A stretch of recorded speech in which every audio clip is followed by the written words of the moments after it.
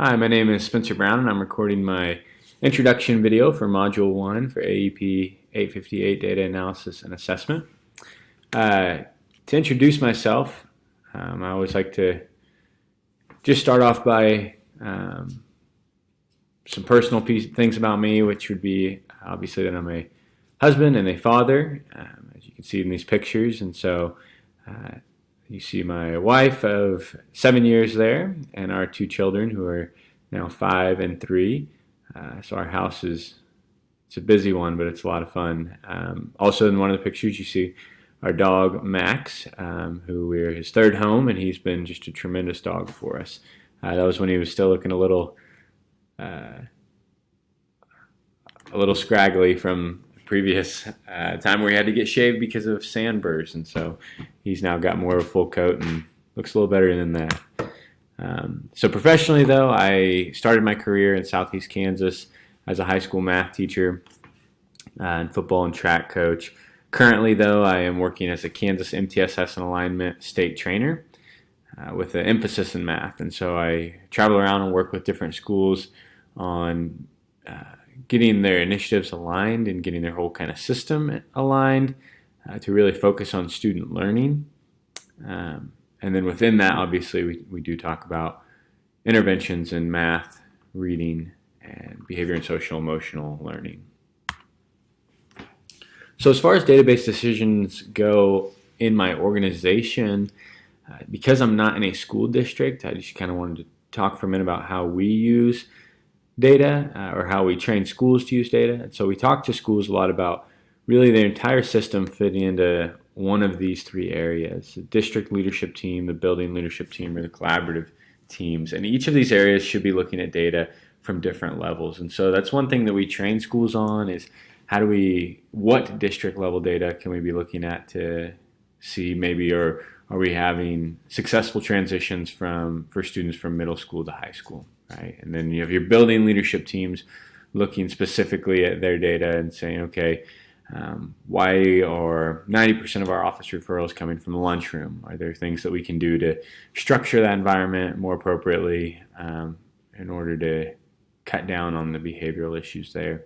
And then you have finally, and most importantly, your collaborative teams looking at the instructional level data and saying, okay, how are we improving instruction for our class as well as for individual students as we follow progress monitoring data and as we follow their progress through some form of intervention curriculum. Personally, obviously I have to use data much differently because I'm not in the school system. And so I use data of my districts that I'm working with to make sure, okay, did I get the structures in place that were really critical to this process so that they could then implement them in specific and appropriate ways. And then following that, then, okay, I follow my district's data to say, okay, is what I train them, is how I train them working appropriately? Are they able to utilize progress monitoring data, benchmarking data, state assessment data to not only show growth, but also problem solve and adjust when growth may not occur?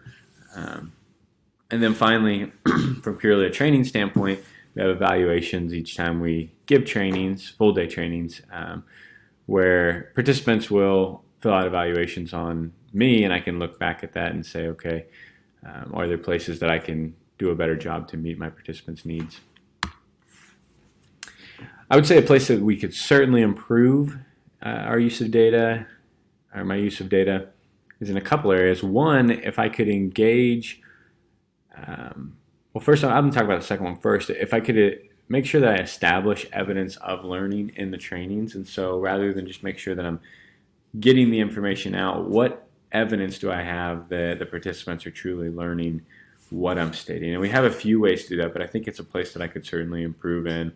And then this other one is engaging participants themselves in more impact cycles. And part of this goes into that second bullet, because if I can ensure that the system as a whole is engaged in impact cycles and seeing evidence of learning, then that means what I trained did stick and it did transform the learning for students. And so this is a place that I've been exploring a little bit of how can we just engage participants more in those impact cycles with their collaborative teams or building leadership teams to see quick wins and to see their own data more quickly and see that they can make an impact. So lastly, I just wanted to say I'm really looking forward to learning with you all. Data is a fun thing to me. I know that sounds weird, but so I really look forward to seeing what I'll learn about that during this class. Thanks.